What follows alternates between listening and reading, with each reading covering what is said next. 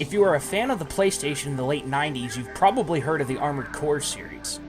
Armored Core 2 was a big jumping point where the games started to get refined and more modernized.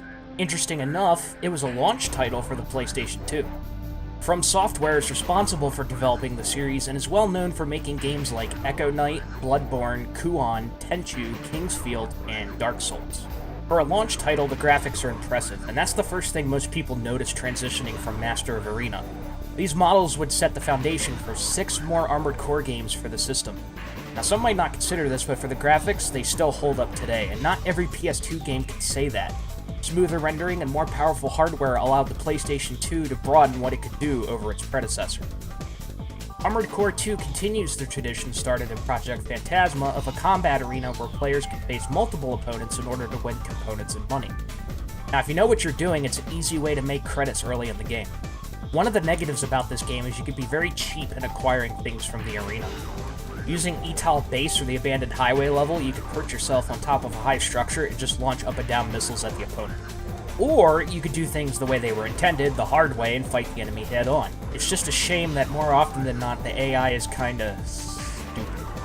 One noted improvement from the original game is that when you sell used parts back to the shop, you get the full price back one.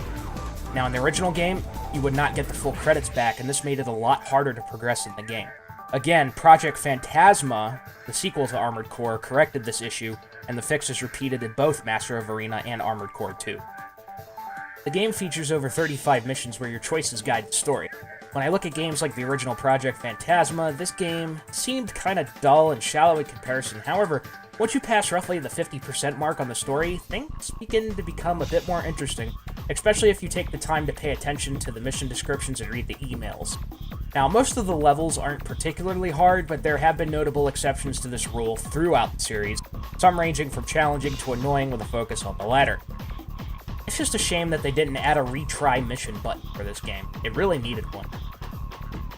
If you're really bad at video games, and you're really bad at this game for some reason, or you just want to spice things up on purpose, the Plus program returns. In the original game, if you failed too much and you went into debt, doctors would operate on you and give you cybernetic enhancements. That's like me not paying back a loan and they put a chip into my body. It's kind of weird. Anyways, depending on how many times you fall on your ass, you get a huge radar arc, energy consumption reduction, which is BS, or even double cooling power, which is even more outrageous. In fact, now would be a good time to talk about the giant albino cow in the room, the Radiator. Radiators exist to dissipate heat in your AC. When your mech overheats, it begins to literally melt itself from the inside out. Now this is a double-edged sword. It's annoying as hell when it happens to you, but it's amusing when it happens to other people. The better radiator you have, the cooler your AC will be. Sounds logical? I don't know how many times I've fought an opponent or went through a mission watching my AP count down to 0 because of these stupid things. It's annoying and it's unnecessary. Another appendix-like annoyance is the damn flamethrower weapon, specifically when you are not using it, but the computer is, because the computer knows what it's doing. It is smart enough to get into your face and ignite that torch. You can find yourself dying very quickly if you don't get away.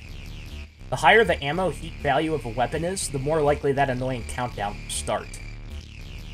For collectors, fans of the series, and newcomers, Armored Core 2 still has an element of fun to it. This stems from the awesome level of customization possible with your core. I love having a maddening number of parts, but I guess 200 is a good number for this day and age. This allows the player to play how they want to play and allows them to adapt it to various situations. The introduction of extension and interior parts allows the player a creative solution to problems such as missile attacks and ammo quantity. The Overboost, which I believe has been used in every Armored Core game since this one, is a welcome addition in the travel department. It's good fun if you could look past the flaws. Being a fan of the series, I do not believe that Armored Core 2 was the best in the series like some people say. As you may see in later reviews, I believe Project Phantasma, Master of Arena, and Armored Core for Answer trump this game for a lot of legitimate reasons. That's a topic for another day though. If you could get this game for a very cheap price, it's worth picking up. I paid a grand total of 100 pennies for mine. Actually, I paid $1. Should you buy it? I don't know. Can you get through the first 25 to 50% of the game yawning a little bit? Then yeah, picking this game up really cheap can provide about 15 to 20 hours of gameplay. For Armored Core fans like myself, yes, you're still going to want this game. Also pick up Armored Core 2 Another Age. That game is the sequel to this game, and I believe that game is better than this one. Armored Core 2 is a good introductory game to get people into the series, but it's not going to get your blood pumping as much as Project Phantasma. Thanks for watching.